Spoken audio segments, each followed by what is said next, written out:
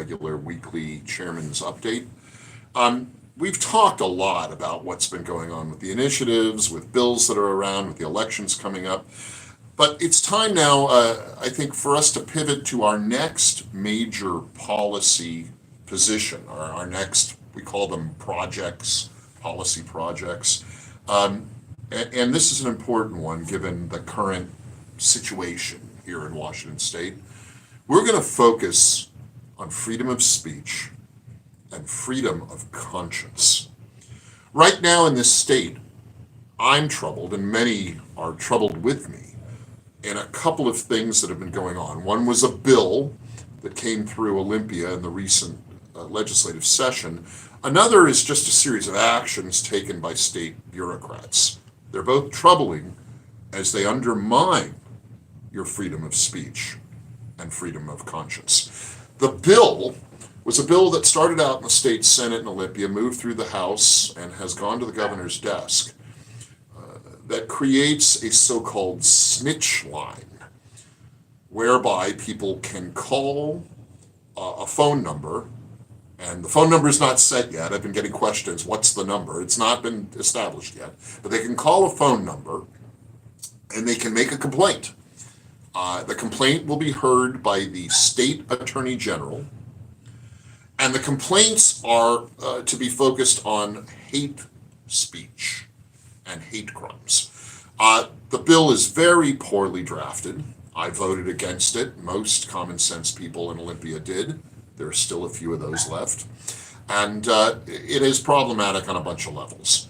The state attorney general's office says they will not necessarily do anything with a complaint made about hate speech or hate crimes to this snitch line. They may refer any action to local law enforcement, but they reserve the right to do something about it and maybe prosecute someone or investigate. This is troubling. As I said on the floor of the House when we debated this bad bill, if a crime is a crime, people should call local law enforcement. They should pursue justice through our existing process.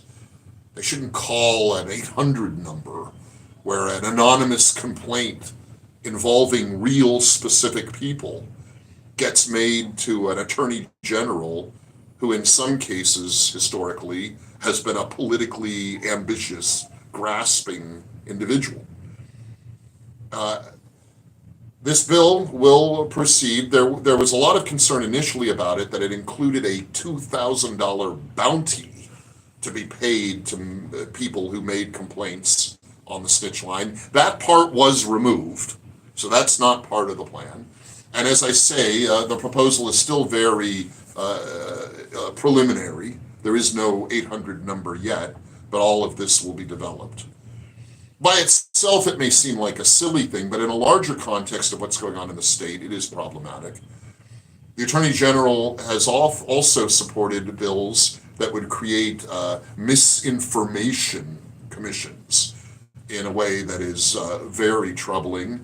Misinformation and disinformation, as many of you know, were politically charged terms from the Cold War, sometimes used by authoritarian regimes to criminalize free speech.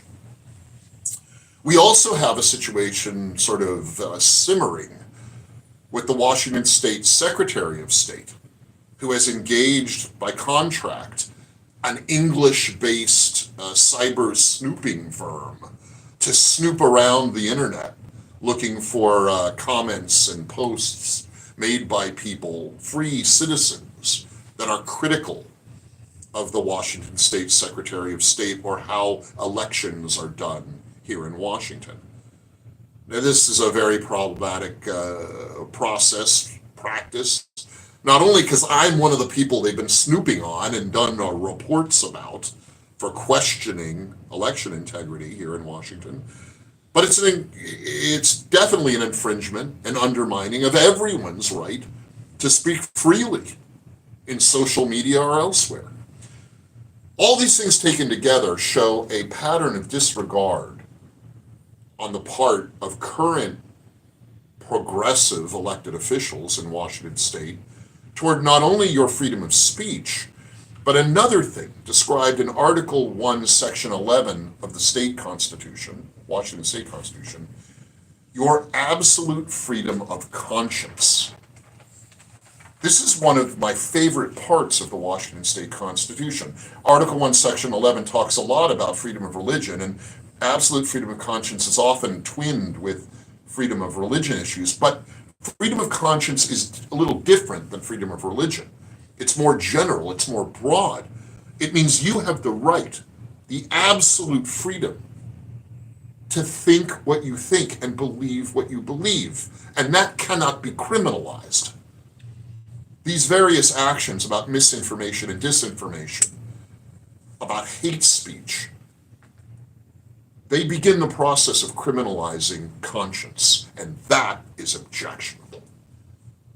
There's going to be a lot more to say about this in the next few weeks. As I said, this is our next major policy position at the Washington State Republican Party. We are going to defend aggressively constitutional, essential constitutional freedoms and rights.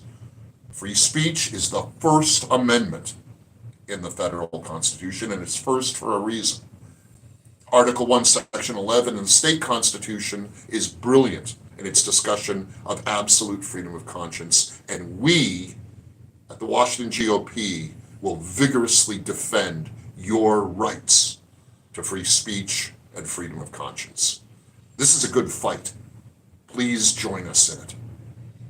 Until next time, stay strong and be well. Talk to you soon.